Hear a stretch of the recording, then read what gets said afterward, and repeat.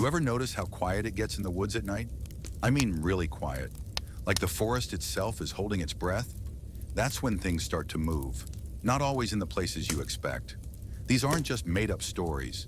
These are the kinds of things people whisper about late at night, when the fire's low and the darkness seems too close. Story 1, The Lost Trail at Black Hollow. It was August when Harper and I decided to take our annual camping trip deep into the Cascades. We'd picked a remote spot near a place locals called Black Hollow, a dense stretch of pines so thick the sun barely made it to the forest floor. The first night was calm, laughter echoing under stars, the scent of pine resin and charred wood lingering in the air. But that first silence, the kind that comes when everyone else is asleep, hit close to midnight. I remember the rustling first, like someone walking around our campsite, stepping softly over needles and twigs. Harper nudged me awake. "Did you hear that?" he whispered. I listened, but heard nothing but the wind. Just when I was about to ask him what he was talking about, I heard it too.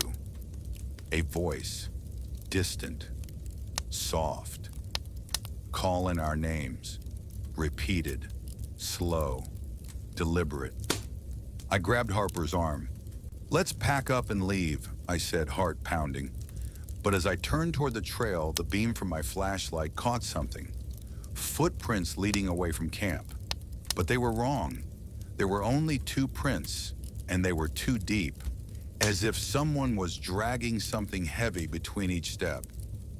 We followed them, and that's when we found the stick crosses, little markers made of branches and cloth tied to the trees. Each one closer together than the last, like someone marking their path in reverse. Suddenly, Harper stopped. I saw his breath fog up in the cold night air. There, etched on a mossy tree trunk, written in what looked like claw marks, were 2 letters, HARP, nothing else. Harper screamed.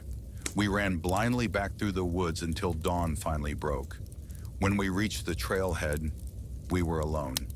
No markers, no footprints, just silence, and the feeling that something had been watching us all along.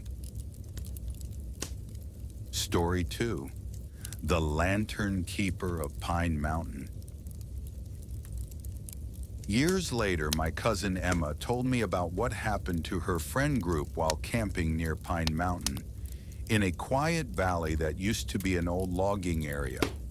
Folks who knew the place spoke of a drifting light that appears at night, like a lantern carried by someone walking the trails long after dark. They didn't believe it at first. It was just another ghost story to them, until the first night. Around midnight, the air dropped, like the forest sucked all warmth out of the world. That's when they saw it, a faint amber glow bobbing between the trees, moving slowly, rhythmically, as if guided by someone walking in a trance. "I think someone's out there with a lantern," Emma texted her girlfriend at 12:03 a.m. But the signal never got delivered, and the glow didn't fade, just got closer. By 12:15 a.m., they heard footsteps, slow, deliberate, circling the edge of their campsite. No voice, no whisper, just those heavy steps on leaf litter. One of them, Nina, thought it was a hiker. She unzipped the tent and leaned out to call out. And that's when she saw him. He was tall, shoulders hunched with age, and his lantern flickered with a light like dying embers. His face was pale, too pale, almost translucent. His eyes, well, they weren't eyes at all, just dark hollows. He lifted the lantern, not toward them, but toward the trail behind them, like guiding something they couldn't see. Emma screamed, "Get back inside, now!" But Nina didn't listen.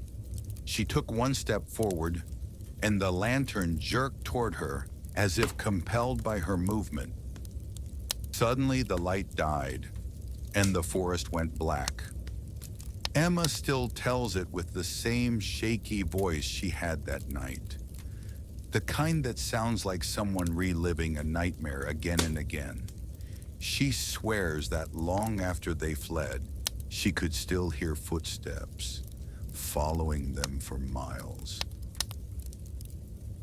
Story 3, Echoes on Lake Morena. Lake Morena was supposed to be a peaceful getaway, a quiet place for my friend group's summer break.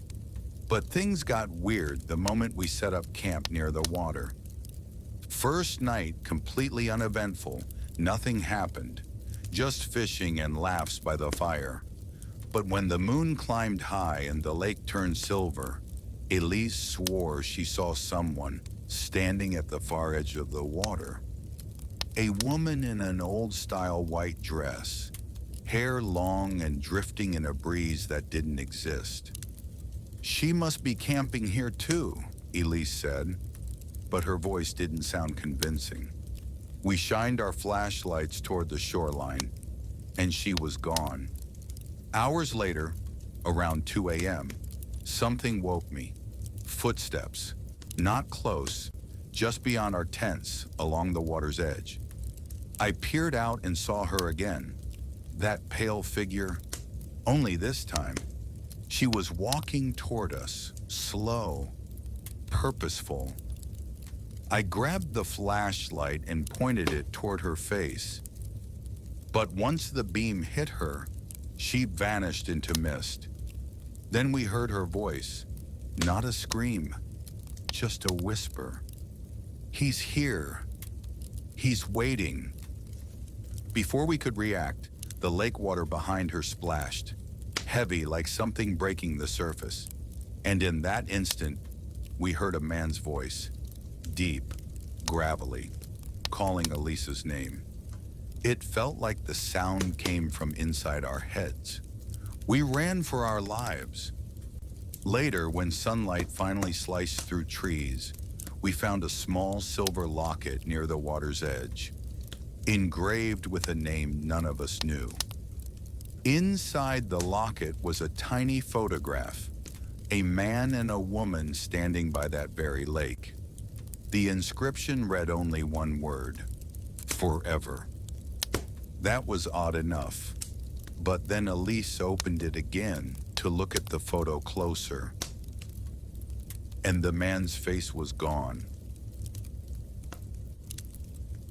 So you see, the woods are quiet for a reason. Not because nothing's there, but because the things that are there are just waiting for you to notice them. Next time you're alone under the stars, listen carefully.